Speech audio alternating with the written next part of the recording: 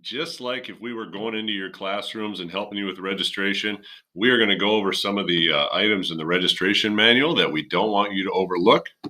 My apologies that this is probably a pretty unpolished little presentation here, but I guess it's not too polished when I'm in your classrooms either.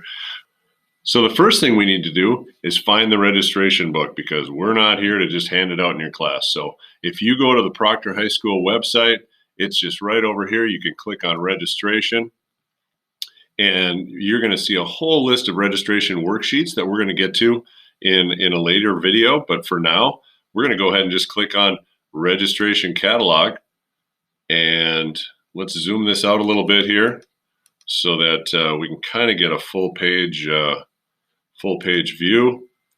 And obviously there's the cover. Here we go. Table of contents.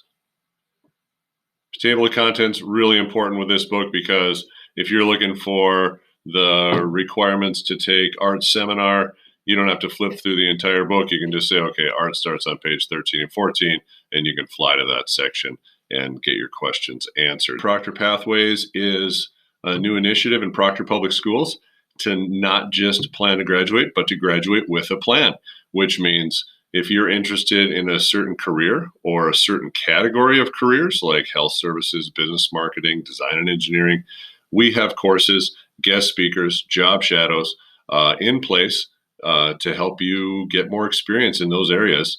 We have our 0-hour offerings that we are coming up with for next year.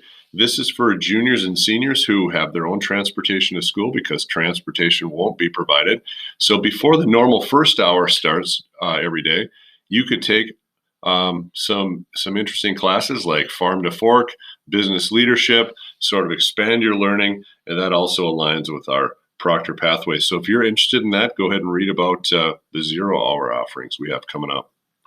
Now, here is the part of the registration book that applies to everybody, whether you're in 8th grade or you're a junior registering for your senior classes. Please pay attention to these rules here for registration. Number 1, read the course catalog, study it, talk it over with your parents. Make sure you're taking classes that you need to take for your vocational and educational plans. All the subjects are listed in this book. And along with those subject descriptions, sorry about that, we also have other things like, what are the prerequisites for the class? A prerequisite is a class you would have to take before you can take that class. So in order to take Spanish 2, for example, obviously you would take Spanish 1 prior to that. You can't take Creative Woods unless you've taken Basic Woods. So make sure you read about the prerequisites. That's usually a real common mistake kids make, and it leads to a lot of registration errors and schedule changes, which ultimately we try to avoid. Okay, let's talk about credits. Each class equals a half credit, so each semester class is a half credit. You need to take at least 6 credits a year, so that's 6 classes a semester. Your 7th hour could be a study hall. It can also be a class if that works out. But you need to have at least 6 classes for credit. To graduate, graduation requirements have changed, and they are changing. This year's seniors need 23 credits to graduate, but starting next year, the class of 21 and 22 will need 23.5 credits, and the classes of 23 and 24 will need 24 credits. Now, just because there's more credits doesn't mean anybody should have difficulty graduating. Let's do a little arithmetic here. Let's go back to number 5. Let's say you did the minimum requirements of 6 credits a year, and you had a study hall every semester of high school in 9th through 12th grade. You'd get 6 credits a year times 4 years of high school. 6 times 4, 24. There you are. You did the least amount of classes we require, and you still had enough credits to graduate. Congratulations. Community service requirements, we're going to talk about that later in the book. And also fees are required for some of our classes that have extra expenses, like art, culinary arts, industrial tech classes, and so forth. So be aware of those fees. Basically, choose wisely. This is your schedule. Make sure you schedule your classes based on your needs and good communication with your parents. On page 6 and 7, we have all the required classes that a student needs to take in order to graduate, broken up into a couple different formats. This format is by subject. So here we have the 4 credits of English you need, math, science, social, and physical education. We also have restated here the credits each graduating class needs. We just talked about that a little bit earlier. And then on page 7, we see the same graduation requirements laid out by grade. So if you're a 9th grader, these are the basic courses that you must complete, 10th, 11th, and 12th grade. So one of the things that everybody should do before registering is to see that they've passed all the required classes for their previous grade. So if you're going into your senior year, you should look back at your transcript and make sure you've gotten all these other requirements by grade so that when you register for your senior classes, you know you're on track. We actually did that for the junior class this year. And just had everybody do a credit check in class so that they knew come registration time where they should be.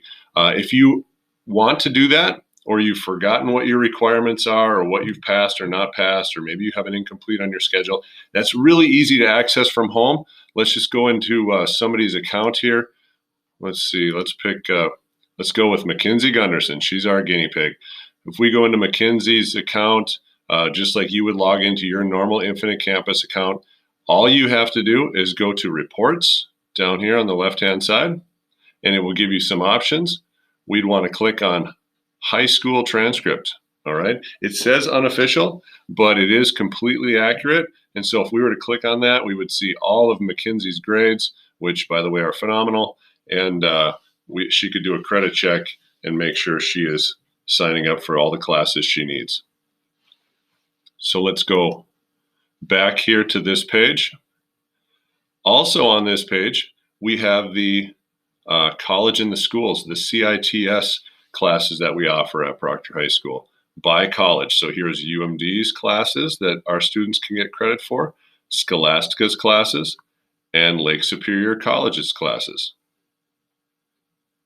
Down here, we have honor graduate requirements. If you are interested in being an honor grad, you're going to want to make sure you study these and start working on those requirements as soon as you can. And that starts with scheduling the correct classes to meet these categories. Every student who graduates from Proctor High School must also complete community service. In our course registration manual, we call that civic engagement. And there's 2 options for doing that. Option 1 is the most popular. In fact, I think it's the only one anyone has ever done.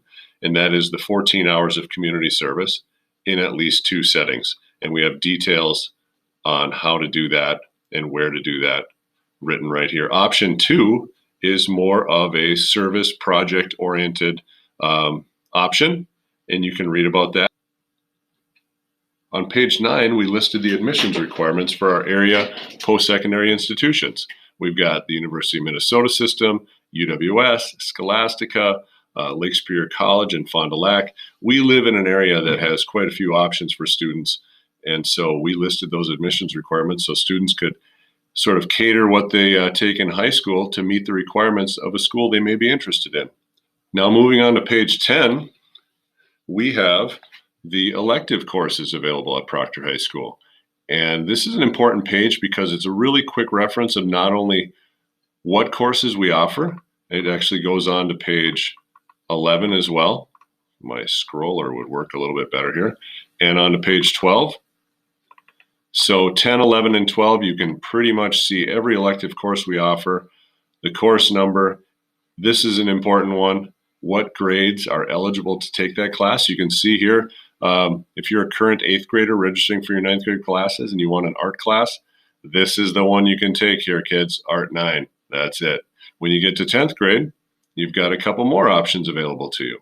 And when you get to 11th grade and 12th grade, you can take pretty much anything. Here are the semesters in which those classes are offered. And that goes for each and every one of these elective courses in our school.